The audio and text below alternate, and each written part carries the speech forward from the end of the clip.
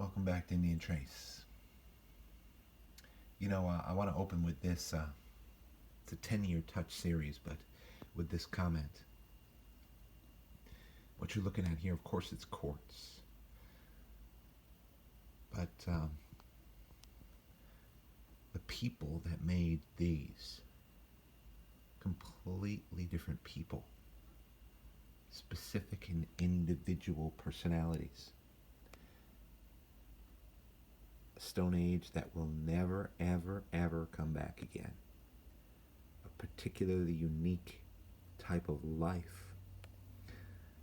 Many of us who collect wish that we could spend a day. It's probably all you could handle.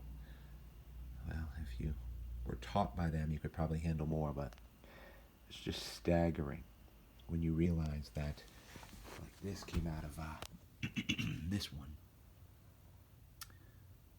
And all the bins that I have on the top are my top shelf favorite. Now, the whole box has become my favorite. It's got 7 layers, but that little box right there is where these came from, right here. And these are people, represent people to me. They're just not just artifacts or pieces of stone, but these are particular individuals who had a vital and dire need of feeding their family. There was nothing sacred. There was nothing holy about these stone points, hunting points. They could not have known they would last straight through thousands of years unchanged. It's staggering. So let me show you these things and we'll just go through them. They speak for themselves.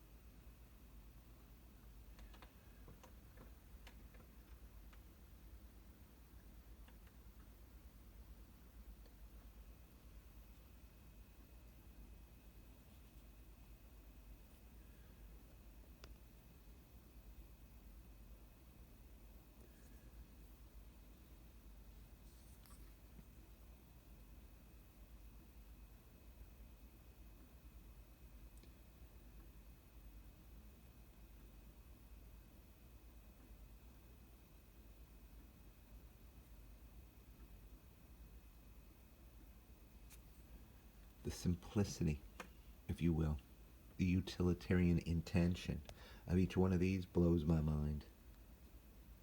They knew exactly what they just needed to do. They might make 10, 20 of these a day and set them aside and just until a herd showed up or an opportunity presented itself, they just get their tools together and keep everything going on.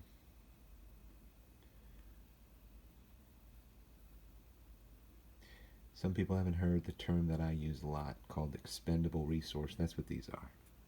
They weren't nothing special to them. And I keep that in mind. To us, everyone whispers a specific individual who we probably would have loved to watch. We would have loved to know him. To see the children he'd born, the woman or women he fed. Different world. Unfortunately, I don't think ours is too much better. It's corrupt, sick, full of greed, envy. It's pitiful. Postmodern civilization, it's difficult. Sure, you guys might say, hey, well, don't you use the goods and services of this world to make things more convenient and better? The warmth, heat, electricity, absolutely I do. Nothing against it. It's just the way life has moved forward. It's wild, isn't it? Look at the tip on this.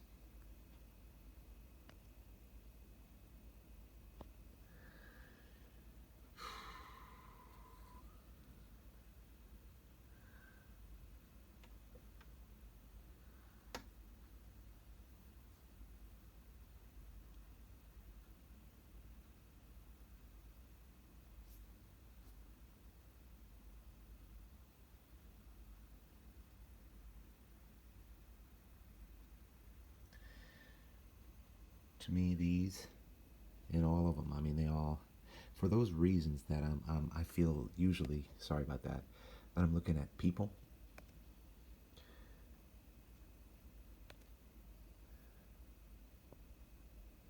It staggers me.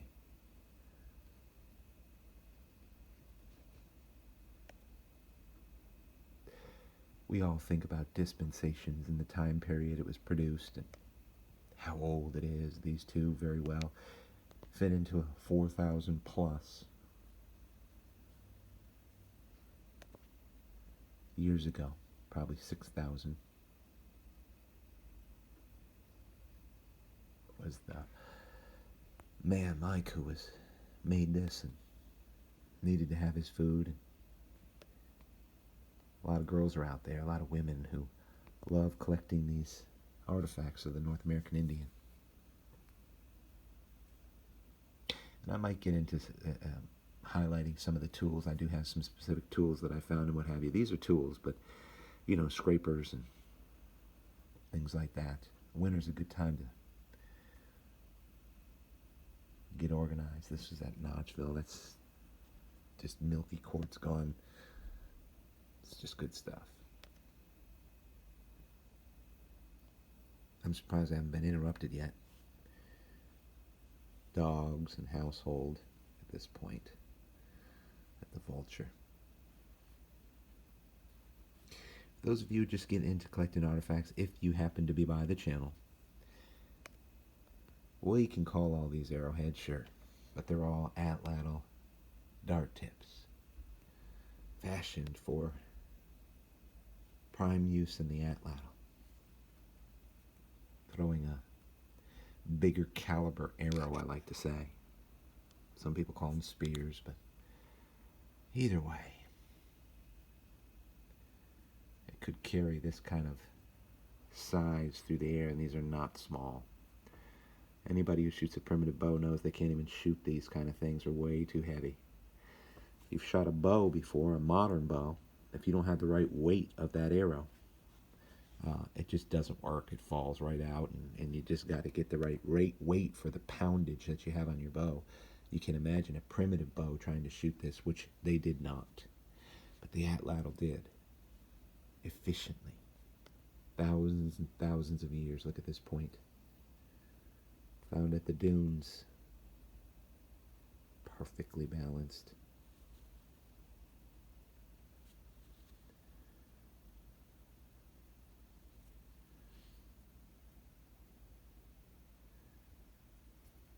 So I had one of many of you make a comment about quartz, and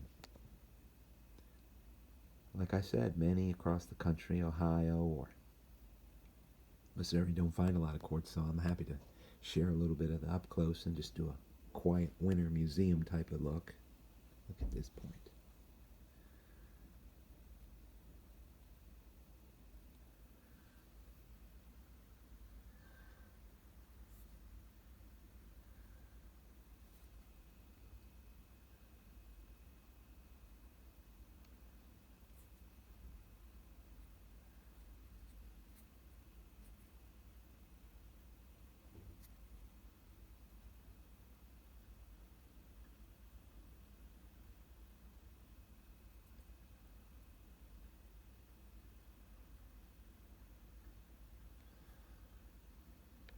Staggering, right?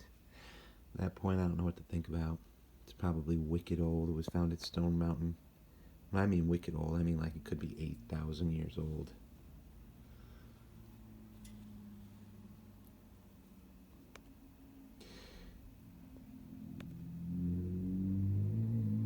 The last two, the one here, we've had a boatload of snow. It was found in Site 4 W property. It's an amazing point. About an inch long.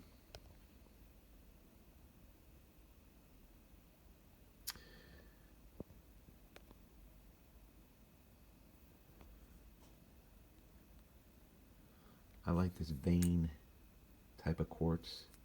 Sort of veiny. Clear spots. Inclusions.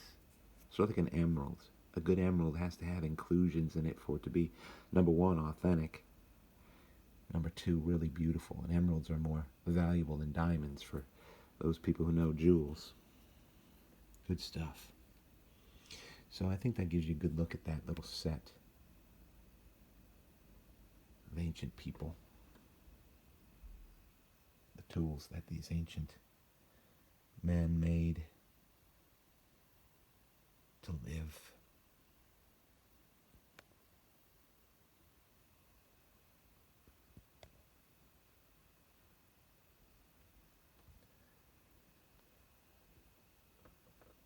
Hope everybody finds out there.